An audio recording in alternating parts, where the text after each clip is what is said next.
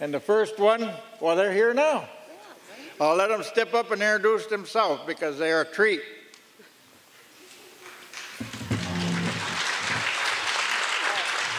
that good enough? You got to be able to speak into this, okay?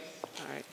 So get it really close to your mouth. Hi, my name is Mary, and this is my Aunt Loretta Brockhoff. She has lived in Tokeland, Washington for the last over 50 years. Her husband was a crab fisherman out of Tokeland, and if you don't know the Willapa Bay bar, going across that bar is kind of tricky sometimes. But anyway, she's here. She's wanted to do her own poems for a lot of years, and she's here to tell you some of her stories. Okay. Okay, can you hear me?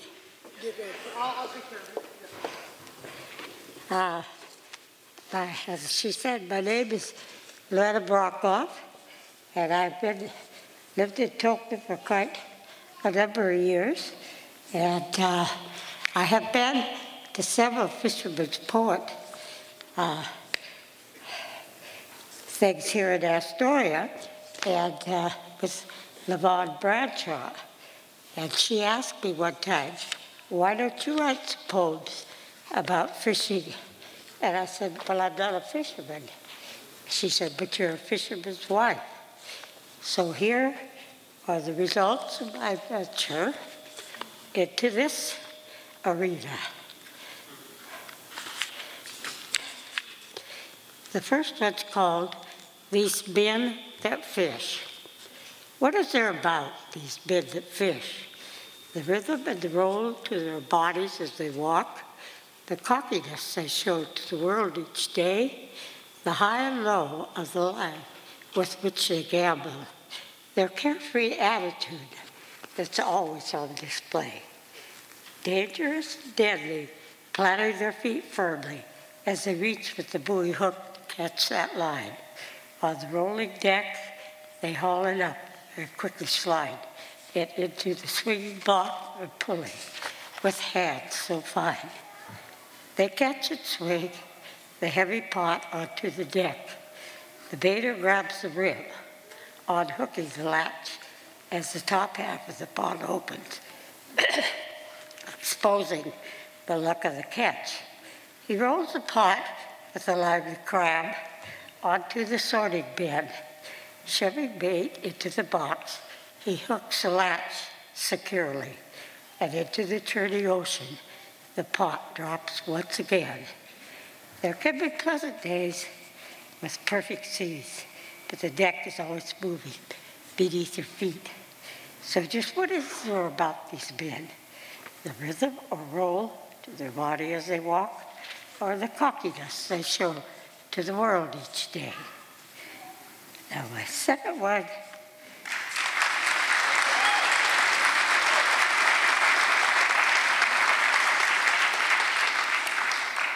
thank you.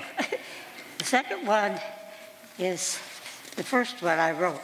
It's called Home from the Sea.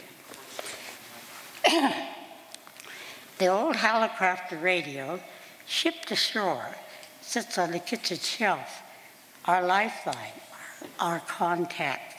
It cuts across the kitchen, and it cuts across our lives. You so seldom speak on the radio, but I track you through your running mates as they banter back and forth. Limey had tune off of signs offshore, and we hear the fish are biting off Blanco, off the long haul down there. Rumors of tuna 200 fathoms straight out. It's getting dark. We better pack it in for this night. They come home from the sea. They smell like dead fish, rotten bait.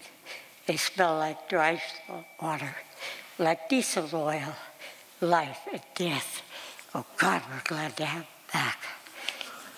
Life goes on. Summer is underway. Beach fires, hot dogs, and swimming. with the kids at the Davis swimming hole. Trip should be winding down. Fuel and supplies are getting low. Will they head home or for another port? The old helicopter cuts through our lives as we wait some more. You catch your breath. Your heart skips a beat. You plaster your ear to the speaker as you scream at the kids. Be quiet. Someone's in trouble. Oof, it's not one of ours. Earl's the closest heading their way. 3 men aboard taking on water, 80 to 90 miles above Newport. Rumors are flying. The boats are heading home. Maybe the hatch is loaded, and maybe not. Radio says they should make the dock around 6. And as boats slip around the corner into the dock, I spot your blood-spattered cap cocked over one ear. And that stupid grin lights up your blue eyes as they momentarily meet mine. Go get me a beer, I hear you yell, as the cabin crew arrives and the work of unloading begins. One trip safely over, another soon to come. They come home from the sea. They smell like dead fish, rotten bait. They smell like dried salt water, like diesel oil, life and death. God, we're glad to have them back. Now the next one.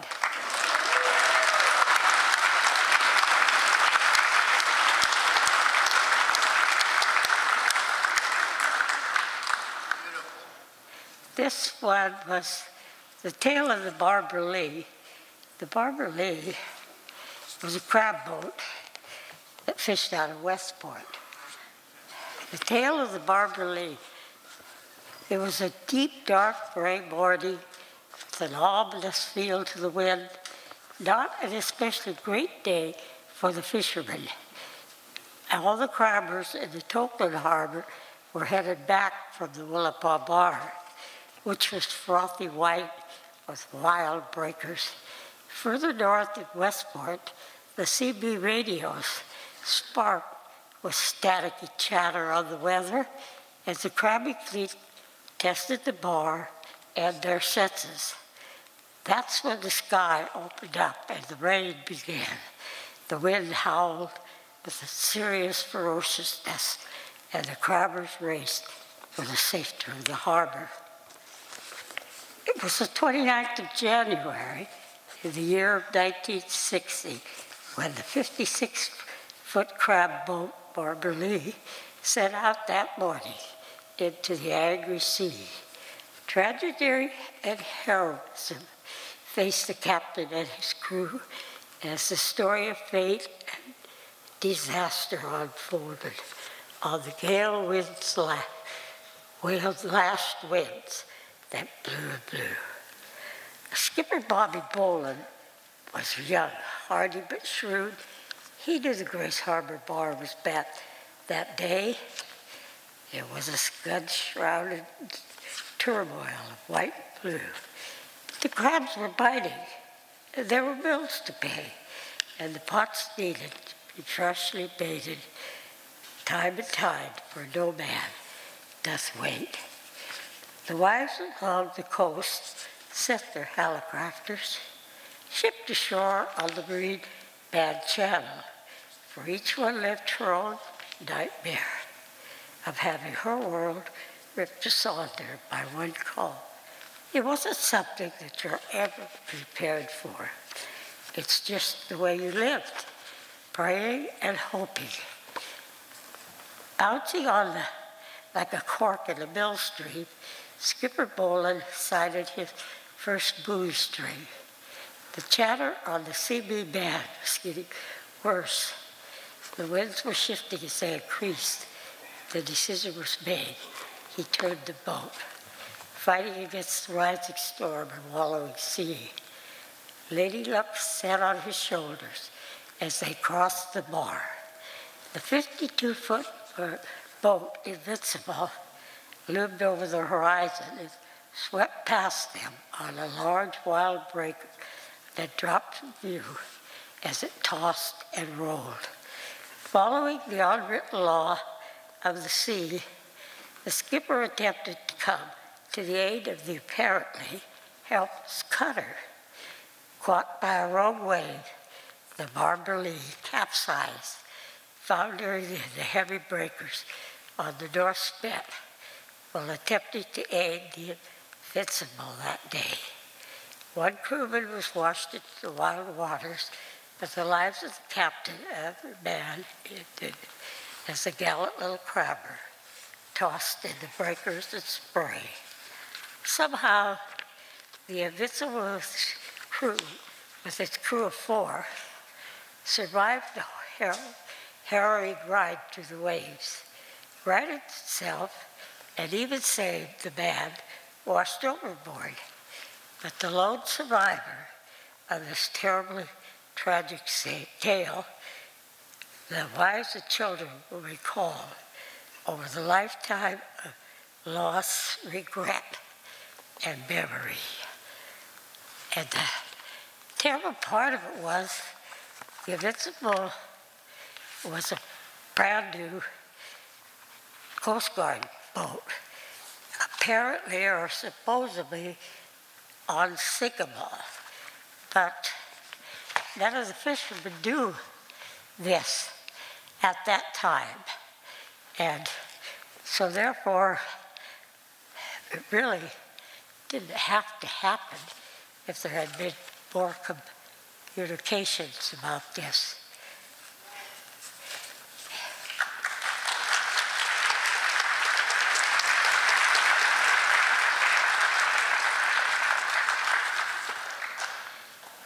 So then, crossing the Willapa Bar. From a navigational point of view, a bar is a large containment area called a bay or lake, which touches land and water. The meeting can be calm or very turbulent, depending on several natural conditions. Smooth and flat on a summer day, the Willapa Bar can be very deceptive. Wind and waves can whip up a turbulent sea, splashing around and over the bay sand spits sprinkled about the entrance to this harbor. The bay is a wide expanse of water stretching along a sand spit called Long Beach and up into the tiny town of Bay Center and back across the bay into the old town of Tote, known as a tourist paradise since the 1800s.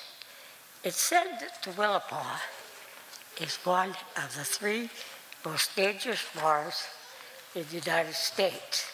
It can take a skipper 45 minutes to navigate through these dangerous waters, arriving safely into the calmness of Willapa Bay. Okay,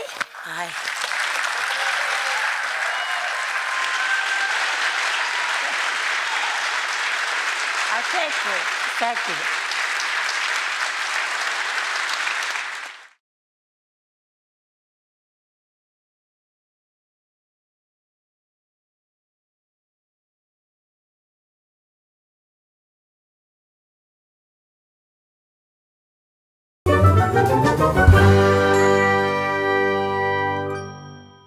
Hi, are you here for the Fisher Poet Gathering? Absolutely. Okay, could I get your name? Yeah, sure. I'm Henry Hughes.